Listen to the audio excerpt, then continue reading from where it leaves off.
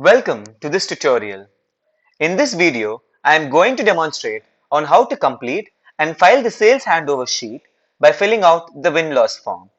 The user can complete the SHS for any particular opportunity by clicking on the Complete SHS button under Actions.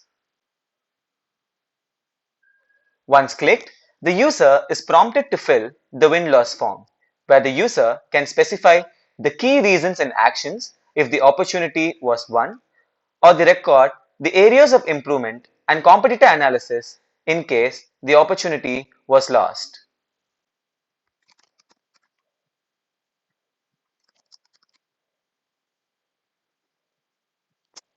Once all the particulars are filled, the user can submit and complete the SHS of the opportunity.